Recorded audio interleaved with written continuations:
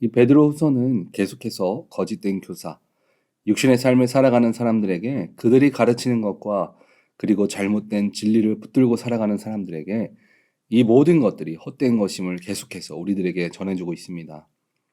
오늘 본문 17절을 보면 이 사람들은 물 없는 샘이요 광풍에 밀려가는 안개니 그들을 위하여 캄캄한 어둠이 예비되어 있나니. 인생에 진리라고 믿었던 것들이 오늘 말씀은 물 없는 샘이라고 말합니다.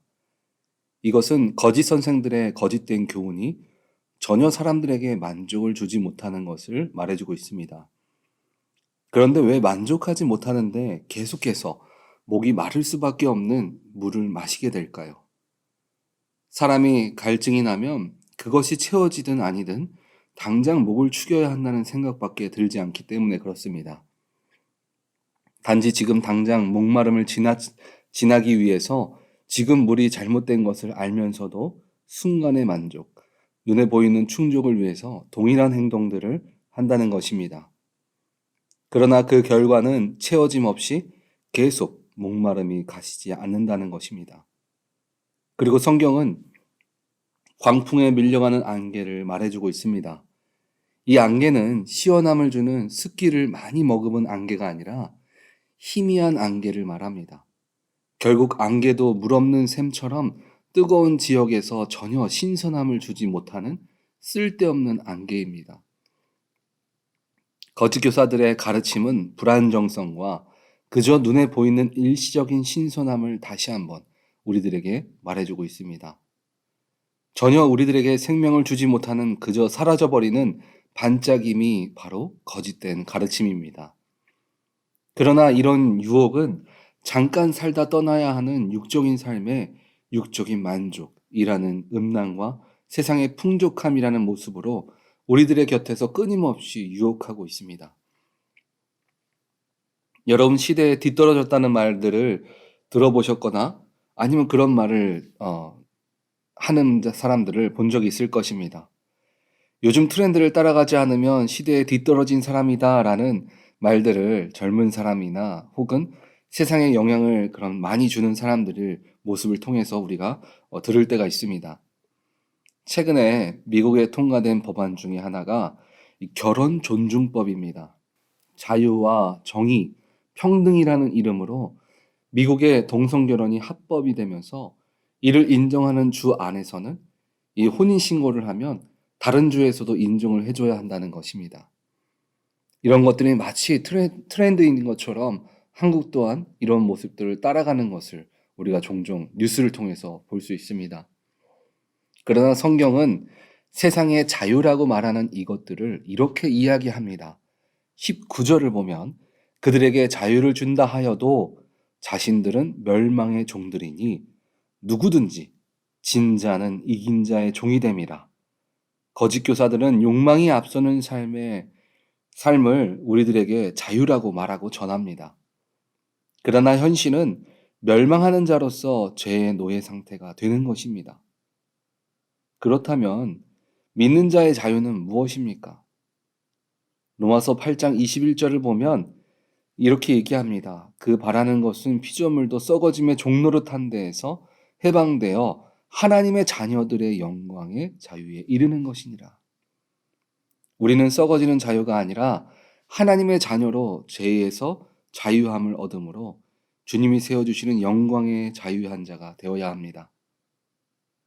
우리는 고린도전서 15장 40절의 말씀처럼 하늘에 속한 형체도 있고 땅에 속한 형체도 있으나 하늘에 속한 것의 영광이 따로 있고 땅에 속한 것의 영광이 따로 있으니, 이 하늘에 속한 영광을 누리는 자의 삶을 살아가는 것이 바로 우리들이 선택하고 걸어가야 하는 길입니다. 그 길을 오늘 본문 20절 전반 부분은 이렇게 얘기합니다. 구주 예수 그리스도를 알므로 세상의 더러움을 피하라. 우리는 말씀을 통해서 하나님을 알고 기도를 통해서 하나님을 깨닫는 것이 바로 하늘에 속하여 하나님이 주시는 자유의 영광을 누리는 자의 삶입니다. 그러나 오늘 본문은 그렇게 피해도 유혹은 우리를 넘어지게 만든다라고 말하고 있습니다. 우리는 믿음이 있다고 하면서도 왜 죄인 것을 알면서 유혹에 넘어지게 될까요?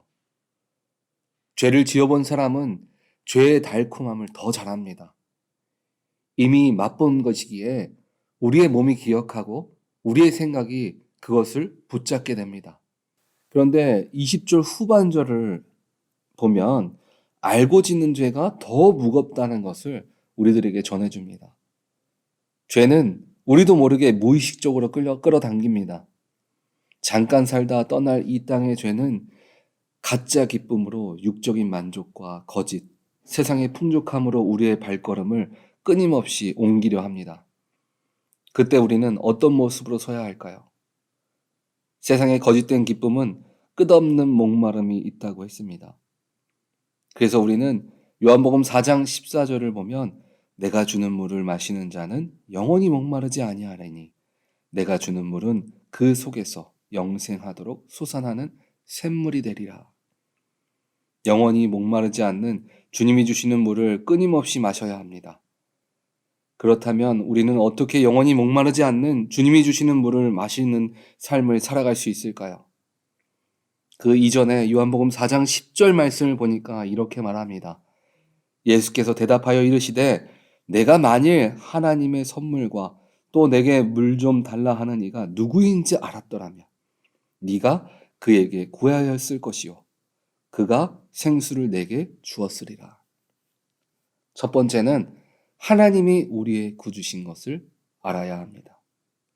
그리고 두 번째는 주님께 구하는 삶을 살아야 합니다. 그러면 영원히 목마름이 없는 생수를 주님이 채워주심을 믿으시기 바랍니다. 익숙한 죄의 길을 우리가 끊기 위해서 목마르지 않는 주님을 붙들어야 합니다. 2022년을 마무리하면서 우리가 돌아봐야 할 것은 지금까지 인도하셨던 주님입니다. 그리고 새 일을 행하시며 목마름이 없는 삶으로 채워가시는 주님을 기대하며 2023년을 준비해야 합니다. 우리가 우리의 품에 품고 살아간다면 죄는 우리들의 입에서 또 생각에서 발걸음 속에서 끊어질 줄 믿습니다.